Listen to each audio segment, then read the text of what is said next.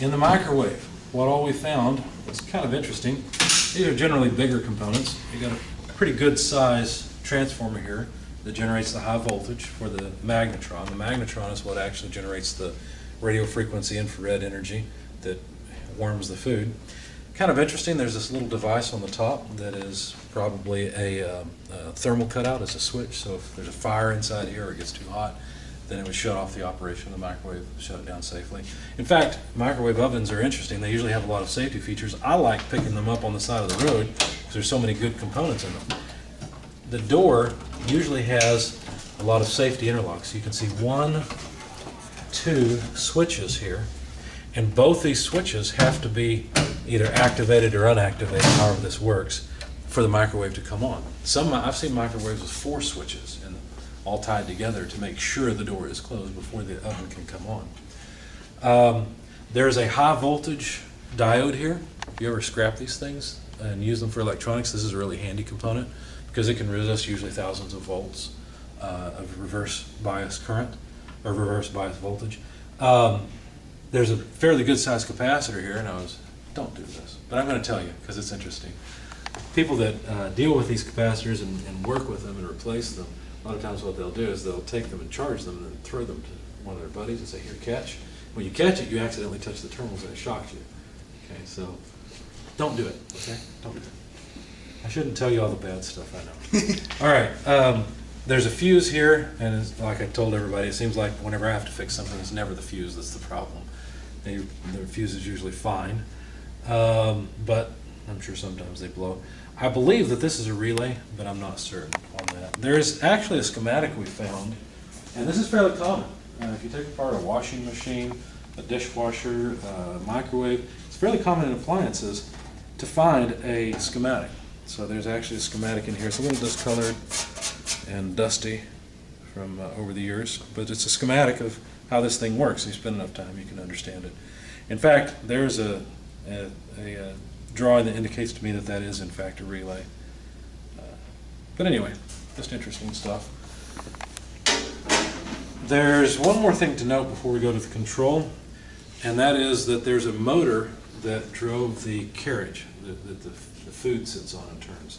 That's not a carriage, what's it called? Turntable. Turntable, thank you. It's geared down, you can tell because when you turn this it's hard to turn, you can hear something turning really fast. Usually these are synchronous motors. They're usually 120 volt. Yeah, here it says AC 120 volt, 60 hertz, 22.6 RPM on the output, 2 watts. That's what the 2W stands for. So you could literally plug this into a wall outlet and it would turn at 22.5 RPM. Kind of a handy little thing to find if you wanted to use it. But it's not really precise. Okay? It's a mechanical device that does the motion this microwave has, but it's not. I mean, do you care if your food is at 22 degrees or 23 degrees at overtime? It doesn't matter, right? It just needs to turn so that the food is warmed equally. Here's the control board. And now this is a pretty old microwave. It says J.C. Penney on it. How long has it been since microwaves were private labeled like that? So this probably is probably late 80s is my guess on this one. Could be early 80s given that they were using a vacuum tube based display. But we found this control board, and in the control board are some other components. Anybody want to describe what the components are? I'm getting tired of talking. I mean, there's a transformer. There's a small transformer on it. Now, come point it out. Be on the video with me. It's informal. There's a small transformer to go from the AC or the 120 volt AC in to whatever the board uses. There's a piezoelectric speaker for the sound coming out. You got the relay. Looks like it's a high voltage relay. What is that? 35 volt. Yeah, 2200 microfarad capacitor. Yeah. Capacitor there. The microcontroller. And tons of resistors. Tons of resistors and diodes and a few transistors in there too. Yeah, good job. Thank you. So this is the control board. So we found intelligent microprocessor control in both systems, right? So we've got that element in both. What other elements does this have that suggests that it might be mechatronic? Anything else? Not really. Not really. Right, that's about it. It doesn't have the precise mechanical control. That's the main thing that's missing is the precise mechanical control here. So I kind of gave it away. Okay, but that's why this one is not mechatronic, even though it's just about as complicated as the inkjet printer. Now, there's another thing that's missing that was on that diagram. What else is missing? It was on that diagram? No, that was on the diagram on the lecture. There's something off to the Feedback. right. Not just, well, this kind of has feedback because it's got a switch, right? So it does have sensors, but you're thinking on the right track. What all did we need to connect to those printers? Power and Communication. communication. There's no communication. There's no communication here, right? That's another thing that gives away the fact that this is definitely not mechatronic. There are mechatronic systems that do not include communication, but it suggests that this is not mechatronic, okay? Anything else? Oh, something kind of fun. You can actually take this out as a unit, hook power to it, and use this as a timer because you've got a nice relay right here for controlling whatever you want. So turn on your Christmas lights for 1 hour, program it for an hour, away it goes. Your Christmas lights are on for an hour. So I posted a video where a guy shows how to do it, but you can do that with pretty much any microwave because the timer system itself is all self-contained. So it's kind of a convenient thing to have and use. Questions, comments about the microwave and the inkjet printer?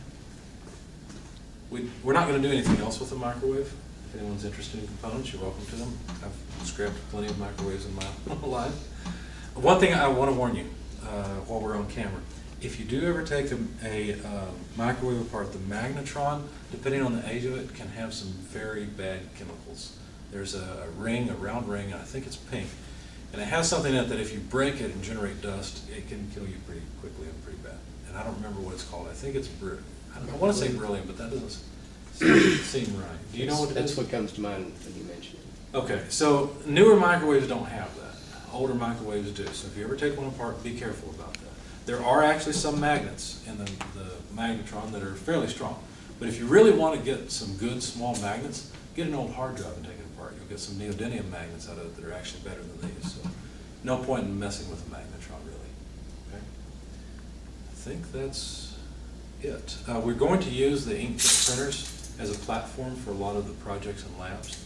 So hang on to those. You probably want to while we're on camera, if you just stay right there, I'll show you what we want to hang on to. You mainly want to hang on to this part of the carcass, the part that includes the carriage and the motors. You really don't need the control board. If the control board is mounted somewhere else, we don't need it. We do need the sensors, and the sensors are usually integrated into the carriage like this one is. Interestingly enough, if you have a stepper motor for driving the paper, you don't need a sensor feedback because you basically just tell the stepper motor to go to a particular position. As long as it's not jammed, it will do it. It will go to that position. So that's one of the advantages of stepper motors is that you really don't need feedback under normal circumstances. Some steppers do have feedback, but most don't. As far as the Anderson site goes, you can throw away the rest of the printer. For our site, we're going to hang on to the plastic because I'm using plastic in another course where we're going to recycle the plastic. So, comments, questions? All right, well, don't forget you need to write a 2-page paper on this. There is a writing lecture. You know what? I should probably go through that, but we only have about 5 minutes. I think you guys have all seen my writing lecture, haven't you? Where I showed you examples from past student writing that was horrible. If you've not seen it, go look at that presentation. There's also a link I posted, How to Speak and Write Correctly. It's a nice little reference book. I don't know if you guys have ever noticed, but writing today is getting pretty bad. I read news articles sometimes and see errors in the news articles, which is horrible. I read my daughter Nancy Drew books, okay? And they're back from the 60s or so. The language is just so much richer. The way that they wrote it was so much better. Their command of the English language was better than mine, obviously.